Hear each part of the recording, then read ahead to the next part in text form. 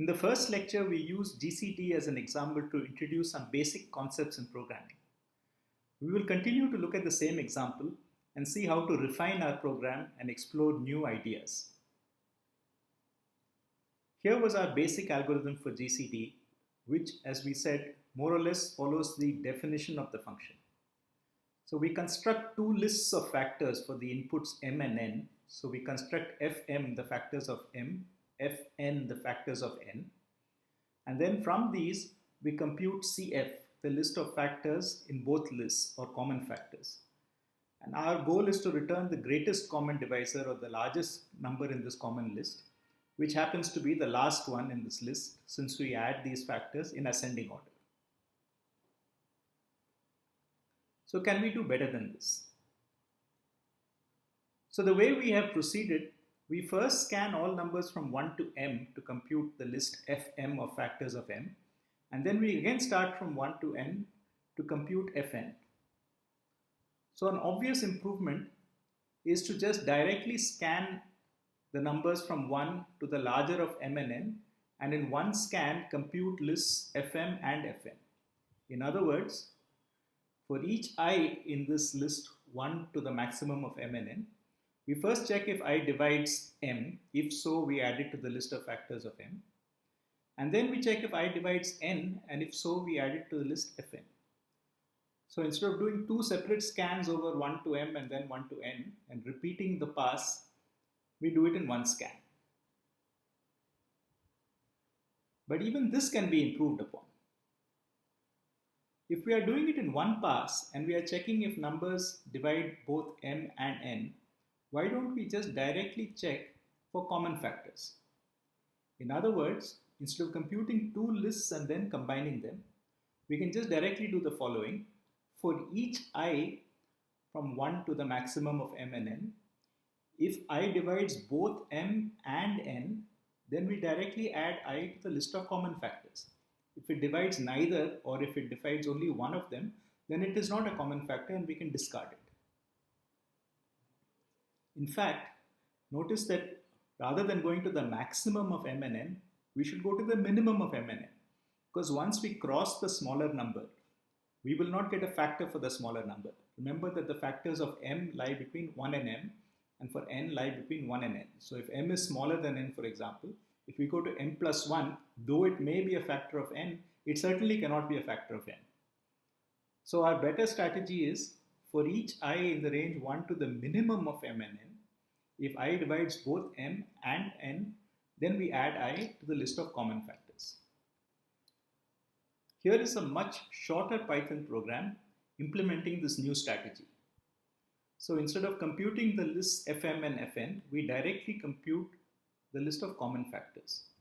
So we let I range from 1 to the minimum of m plus m and n, and remember that Python requires us to give the limit of the range as one more than the limit we want to go up to. So we go from 1 to the minimum of mn plus 1, and now we have an extra connective. It's called a logical connective, and which says that we want two conditions to be true. We want the remainder when m is divided by I to be 0, in other words, I divides m, and we also want the remainder when n is divided by I to be 0, so I should divide both m and n, and if so, we add I to the list of common factors. And having done so, once again we are doing it in ascending order, so the common factors are being added as we go along, and the larger ones come later. So we finally want the last element, which in Python is given as the minus 1th element of the list cf. So having done this, maybe we can simplify things further. Do we need a list of common factors at all? Remember that we only need the largest common factor. We observe that there will always be at least one common factor, namely 1. So the notion of the largest common factor will always be well defined for any pair m and n. Each time we can start with 1, and each time we find a larger common factor, we can discard the previous one. We don't need to remember all the common factors, we only need the largest one. So this can greatly simplify our strategy because we don't need to keep the list of every possible common factor in this list. We just need to keep the largest one that we have seen. So we can use a name, say MRCF for the most recent common factor, and keep updating this name with the value of the common factor that we saw last. So here is a Python implementation of this idea where we don't have a list at all. We directly scan all the possible common factors from 1 to the minimum of MNN. Whenever we find a common factor, we update the value of our name MRCF to be the current common factor that we have found. Now remember that 1 will always be a common factor. So initially MRCF will be assigned the value 1. It will not be that we go through this repeated execution of this and never assign MRCF because the condition is never true. Since 1 is a common factor, we will at least have MRCF equal to 1. But if we find a larger common factor, the 1 will be replaced by the later common factor. So at the end of this for iteration or loop, what we end up with is the largest common factor that we found between 1 and the minimum of MNN, which is indeed the GCD of MNN. So we can still do some further optimizations. Since we are looking for the largest common factor, why do we start at the beginning, which will give us the smallest common factor? So we can start at the end of the list and work backwards. So instead of running from 1 to the minimum of MNN, we can start from the minimum of MNN and work backwards to 1. Again, the guarantee is that 1 will always show up as a common factor. So if there are no other common factors, at the very end, we will find 1 as the greatest common factor. And in this process, we don't have to ever go past any common factor that we find. If we are working backwards from largest to smallest, the very first common factor we find must be in fact the GCD of MNN. How would we write this in Python? Well, you can modify that for I in range. So notice that normally this function goes from a smaller value to a bigger value. You can modify this to go backwards instead. But instead of doing this, which we will see how to do later on when we actually get into formal Python, let us explore a new way of going through a list of values. So we start by assigning to the index I the value that we want to start with, namely the minimum of MNN. Remember, we want to start at the largest possible value for I and go backwards. So what we have is a new word instead of for called while. So while, as the English word suggests, is something that happens while a condition is true. So while the I that we are looking for is positive, so while I is greater than 0, what do? We check if I is a common factor. This is the same as before. We check whether I divides M and I also divides M. If we find a common factor, we are done. We just return the value of I that we have found and we implicitly exit from this function. Every time you see a return statement in a function, the function terminates and the value in the return is what the function gives back to us. So we start with I equal to the minimum of MNN and we check whether I is a common factor. If it's so, we exit and return the value of I that we last found. And this is the only value that we need. We don't need any other common factors. So we return the very first time we see a common factor. On the other hand, if I is not a common factor, we need to proceed by checking the next one, which is to go backwards. And this is achieved by this update.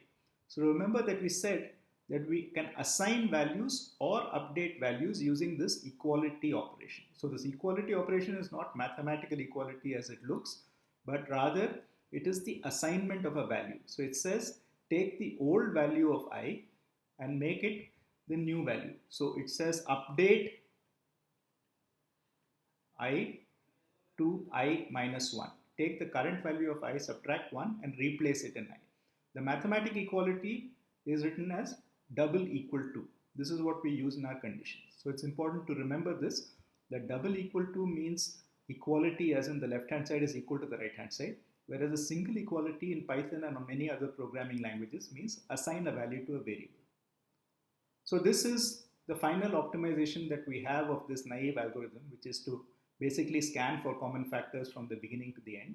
So now we are doing it from the end to the beginning and keeping only the first factor that we find. So what we saw in this example is a new kind of loop. So this new kind of loop has a special word while, and while is accompanied by a condition. So long as the condition is true, we do whatever is within the body of the while. Now notice that Python uses indentation, right? So these statements here are offset with respect to the while. So this is how Python knows that steps 1 to k belong to this while. So these are the steps that must be repeated. At the end of this thing, you come back and you check whether the condition is still true. If it is true, you do it one more time, and so on. So while is useful when we don't know in advance how many times we will repeat the steps. When we were scanning for the list of factors, we knew that we would start with 1 and go up to the minimum of m and n. So we could predict in advance that we would do precisely that many steps, and so we could use this for loop.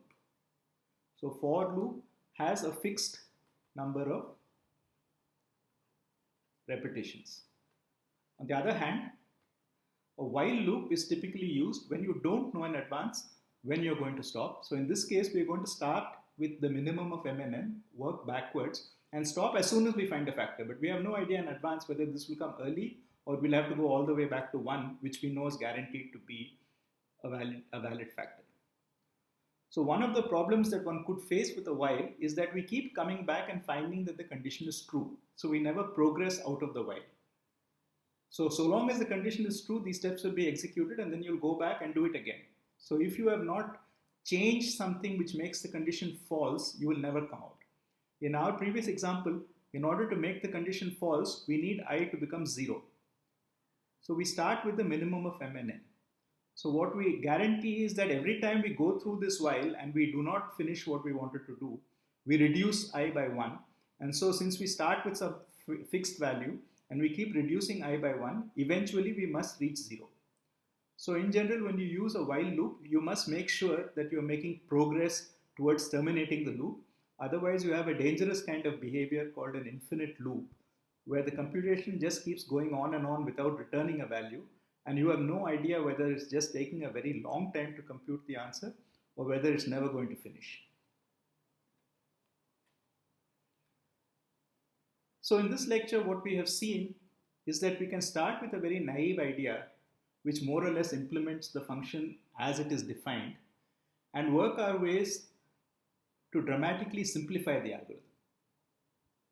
Now, one thing from a computational point of view is that though the newer versions are simpler to program and therefore to understand, the amount of time they take is not very different. We are still basically running through all values in principle from 1 to the minimum of m and n. If we start from the beginning, then we will run through all these values anyway because we scan all these numbers in order to find the common factors.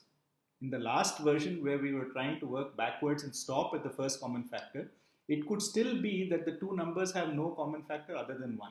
So again, we have to run all the way back from minimum of m and n back to 1 before we find the answer. So although the programs look simpler, computationally they are all roughly the same in that they take time proportional to the values m and n. What we will see in the next lecture is that we can actually come up with a dramatically different way to compute GCD, which will be much more efficient.